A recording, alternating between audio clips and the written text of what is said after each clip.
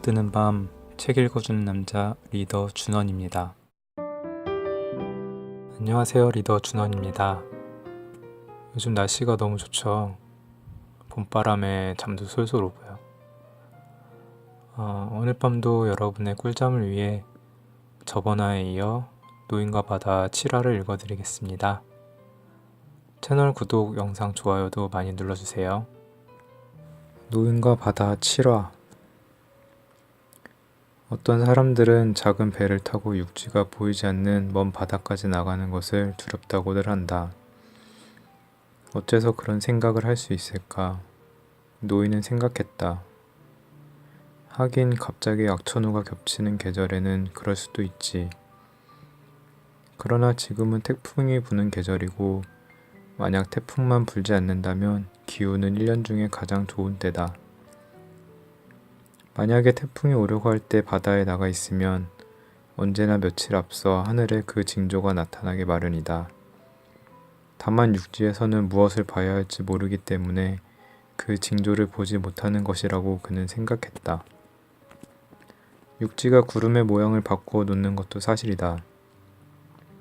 그러나 지금은 구름의 모양을 보아하니 태풍이 오지 않을 것 같았다.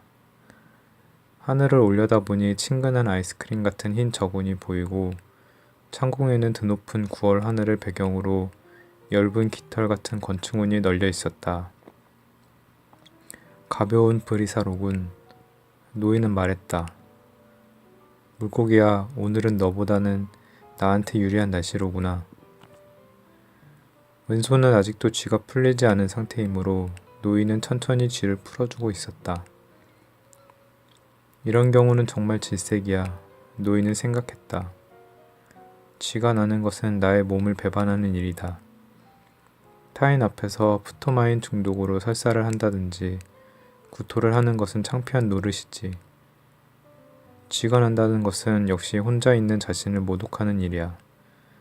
노인은 특히 혼자 있을 때 쥐가 나는 것을 창피하게 여기곤 했다.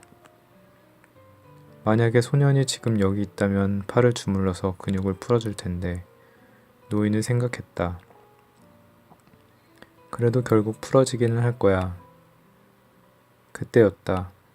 그는 이제껏 오른손으로 쥔 줄에 느껴지던 힘이 달라진 것을 감지했고 뒤이어 물속에 숨어있던 낚싯줄이 천천히 위로 올라오는 모습을 보았다. 드디어 녀석이 올라오는군. 노인은 말했다. 어서 가까이 와라. 제발 가까이 와. 줄은 천천히 그리고 꾸준히 올라왔다. 그리고 어느 순간 갑자기 배의 앞쪽 해면이 소용돌이치더니 물고기의 몸통을 중심으로 해서 양쪽으로 물이 갈라지며 쏟아져 내렸다. 드디어 놈이 모습을 드러냈다. 햇빛을 받아 번쩍거리는 머리와 등은 짙은 자줏빛이었고 옆구리는 야구방망이처럼 길고 끝이 쌍날칼처럼 뾰족했다. 그러나 놈은 잠깐 물 밖으로 전신을 드러내 보이더니 잠수부처럼 유유히 다시 물속으로 들어가 버렸다. 노인은 물고기의 낱날 같은 꼬리가 물속으로 들어가면서 동시에 줄이 재빨리 풀리는 것을 보았다. 이 배보다 70cm나 길군. 노인은 감탄조로 중얼거렸다. 줄이 풀려나가는 속도가 빠르기는 하지만 일정하게 풀리는 것으로 보아 물고기는 당황하지 않은 것 같았다. 노인은 두 손으로 줄이 끊어지지 않을 정도만 당겨보려고 했다. 일정하게 당겨서 물고기의 속력을 늦추지 않으면 줄을 있는 대로 끌고 가서 마침내 끊어버릴지도 모르기 때문이다. 굉장한 물고기다. 반드시 놈을 해치워야 한다. 노인은 생각했다. 제 힘이 얼마나 되는지 또 자신이 달아나겠다고 마음먹으면 무슨 짓이든지 할 수 있다는 것을 알게 해서는 안 된다. 내가 저 물고기라면 지금 당장 어떤 짓이라도 해서 요절을 내놓고 말 텐데. 그러나 고맙게도 물고기들은 그들을 죽이는 우리 인간처럼 영리하지 못하거든. 물론 어떤 때는 우리들보다 훨씬 기품있고 능력 있기는 하지만 노인은 그동안 커다란 물고기를 많이 보았다. 500kg 이상 나가는 것도 많이 보았고 그런 큰 물고기를 2마리나 잡은 적도 있었다. 물론 그때는 혼자서 잡은 것이 아니었다. 그런데 지금은 단지 혼자서 육지도 보이지 않는 이곳 먼 바다에서 평생 처음 보는 커다란 물고기를, 그것도 말로 듣던 것보다 훨씬 더 큰 물고기와 맞붙고 있다. 그런데 왼손은 아직도 매의 발톱처럼 오그라들어 꼭 붙어 있다. 그래도 곧 풀릴 거야. 노인은 생각했다. 틀림없이 쥐가 풀려서 오른손을 도와줄 거야. 나에게 형제라고 할 수 있는 것이 셋 있다. 바로 저 물고기와 내 두 손이다. 그러니 쥐가 난 손이 언젠가 풀리기는 반드시 풀릴 것이다. 쥐가 나다니, 못난이 같이. 물고기는 다시 속력을 늦춘 채 평소와 같은 빠르기로 달리고 있었다. 아까는 어째서 녀석이 뛰어올랐는지 참 모를 일이란 말이야. 노인은 생각했다. 물고기는 마치 제가 얼마나 큰지 한번 보라는 듯이 뛰어오른 모양이다. 하여튼 이제 나는 너란 놈을 알 것 같다. 나도 내가 어떤 사람인지 너에게 알리고 싶구나. 그렇게 되면 너는 쥐가 난 내 손을 보게 되겠지. 그렇게 되면 큰일이다. 어떻게 해서든 내가 실제보다 더 강한 인간으로 보이도록 해야 해. 반드시 그렇게 하고 말 거야. 노인은 계속해서 생각했다. 의지와 지혜밖에 없는 나에게 맞서고 있는 모든 것을 가진 저 물고기가 참으로 부럽구나. 노인은 가능한 한 편한 자세로 뱃전에 몸을 기댄 채 고통을 견디려 애썼다. 물고기는 꾸준히 헤엄쳤고 배는 어두운 물살을 헤치며 천천히 나아갔다. 쇳바람이 불자 파도가 약간 일었고 한낮이 되자 노인의 왼손에 났던 쥐도 풀렸다. 물고기야, 너에게는 좋지 않은 소식이다. 그는 조금 가벼운 마음으로 중얼거리면서 어깨를 덮고 있던 부대를 매만지며 다시 줄을 옮겼다. 마음이 조금 편안해졌다가 금세 고통스러워졌다. 나는 신앙이 깊은 사람은 아니지만. 노인은 중얼거렸다. 지금부터 이 물고기를 잡게 해달라고 주기도문과 성모송을 10번씩이라도 외우겠어. 그리고 만약 물고기를 잡기만 한다면 코브라로 순례를 가겠다. 맹세해. 노인은 기계적으로 기도문을 외우기 시작했다. 이따금씩 너무 피곤해서 기도문이 기억나지 않기도 했지만 다시 재빨리 외워보면 자동적으로 다음 구절이 떠오르고는 했다. 그가 생각하기에는 성모송이 주기도문보다 쉬웠다. 은총이 가득하신 마리아여 기뻐하소서. 주께서 함께하시니 여인 중에 복되시며 태중의 아들 예수 또한 복되시도다. 천주의 성모 마리아여 이제와 우리 죽을 때에 우리 죄인을 위하여 빌어주소서. 아멘. 그리고 노인은 한마디 더 덧붙였다. 복되신 마리아여 마지막으로 이 물고기의 죽음을 위하여 기도해 주십시오. 훌륭한 물고기이긴 합니다만요. 기도를 마치자 기분이 한결 나아졌으나 고통스러운 것은 마찬가지였다. 아니, 아까보다 더 괴로워졌다. 그래서 노인은 뱃머리에 판자에 몸을 기댄 채 기계적으로 왼손가락을 쥐었다 폈다 반복하기 시작했다. 위풍이 가볍게 일고 있었으나 햇볕은 제법 따가웠다. 작은 줄에 미끼를 새로 달아서 배꼽을 쪽으로 들여놓는 게 좋겠는데. 노인은 중얼거리기 시작했다. 만일 녀석이 이대로 하룻밤을 더 견뎌볼 생각이라면 나도 뭐라도 좀 먹어두어야 하니까. 병속의 물도 거의 떨어질 지경이고 여기서는 만세계밖에는 잡힐 것 같지 않구나. 오늘 밤엔 날치라도 배 위로 날아와주면 좋으련만. 날치를 끌어들일 만한 불이 있어야 말이지. 날치는 날로 먹어도 맛이 썩 좋고 칼질할 필요도 없는데. 이젠 최대한 힘을 아껴야겠다. 놈이 이렇게 클 줄은 정말 몰랐단 말이야. 그래도 끝까지 놓지 않고 잡고 말 테야. 노인은 마지막 말에 더욱 힘을 주었다. 그의 모든 위대함과 영광을 누릴 수 있도록.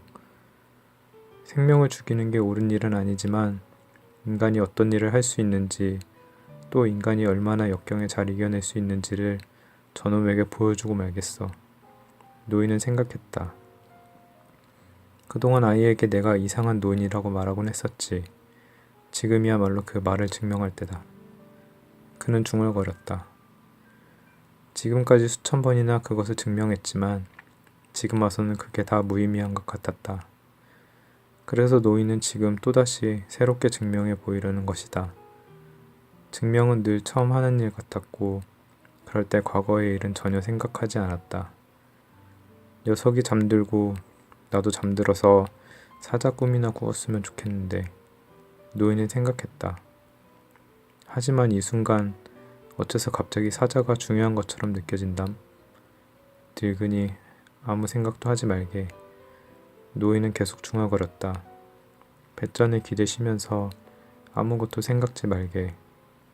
물고기란 녀석은 계속해서 움직이고 있단 말일세. 그러니 자네는 될수록 움직이지 말라고.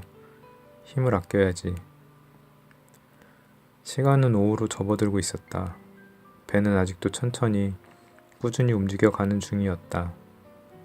그러나 이제 동쪽에서 불어오는 산들바람 때문에 배는 더 느리게 끌려갔고 노인은 잔잔한 바다를 노를 저어 나아갔다. 밧줄 때문에 등이 아프던 것도 한결 나았고 견디기 쉬워졌다. 오후에 한 번 더 줄이 올라오기 시작했다. 그러나 물고기는 수면 쪽으로 약간만 올라왔을 뿐 계속해서 물속을 헤쳐나아갔다. 노인의 왼팔과 어깨, 등에 햇볕이 내리쬐었다. 그래서 그는 물고기가 동북쪽으로 방향을 돌렸다는 사실을 알았다. 노인은 물고기를 한번 보았기 때문에 물고기가 물속에서 멋진 자줏빛 가슴 지느러미를 날개처럼 활짝 편 채 크고 꼿꼿한 꼬리로 어두운 물속을 가르면서 나아가는 모양을 그려볼 수 있었다. 녀석의 눈은 굉장히 컸었다. 전에 보니까 말은 그보다 훨씬 작은 눈으로도 어둠 속에서 무엇이든 볼 수 있었는데 나도 전에는 어둠 속에서 썩 잘 볼 수 있었어. 아주 깜깜한 데까진 못 봤지만 고양이만큼은 눈이 좋은 편이었지. 해도 뜨고 손가락도 꾸준히 움직여준 덕분에 이제 왼손에 난 쥐가 완전히 풀렸다. 이제는 힘을 왼손에다 싣기 시작했다. 등의 근육을 조금씩 움직여서 줄이 다 아픈 곳을 살살 풀었다. 물고기야, 만약 내가 아직도 지치지 않았다면 너도 나처럼 참 이상한 게 분명하구나. 그는 소리내어 말했다. 노인은 이제 지칠 대로 지쳤고 곧 밤도 될 것 같았다. 노인은 다른 것들을 생각하려고 애썼다. 그는 야구리그를 떠올렸다. 노인은 그것을 메이저리그라는 영어보다는 스페인어로 그란리가스라고 하는 편이 좋았다. 노인은 뉴욕의 양키스 팀과 디트로이트의 타이거스 팀이 시합 중인 것을 알고 있었다. 시합 결과도 모른 게 오늘이 벌써 이틀째다. 그러나 내일에 신념을 가져야지. 발뒤꿈치뼈가 아픈데도 끝까지 시합을 해내는 위대한 디마지오에게 부끄럽지 않도록 해야 한다. 발뒤꿈치뼈 타박상이란 건 어떤 병일까? 노인은 스스로에게 그 병에 대해서 물었다. 우리는 그런 병은 걸리지 않는데 그건 싸움닭의 쇠발톱을 발뒤꿈치에 박은 것만큼 아플까?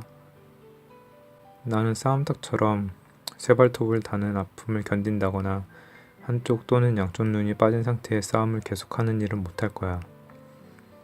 인간은 훌륭한 새나 짐승과 비교할 바가 못 돼. 그래서 나는 지금도 저 컴컴한 바닷속에 있는 물고기가 되고 싶구나. 상어만 나타나지 않는다면. 그는 큰 소리로 말했다. 상어가 오면 이제 너나 나나 볼장 다 본 거다.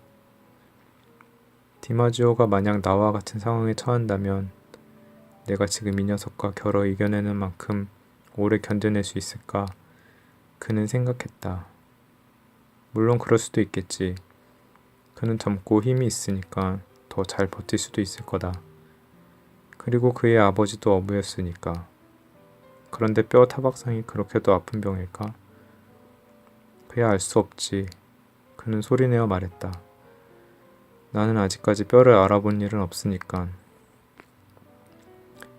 해가 지자 노인은 자신에게 좀 더 자신감을 불어넣으려고 노력했다.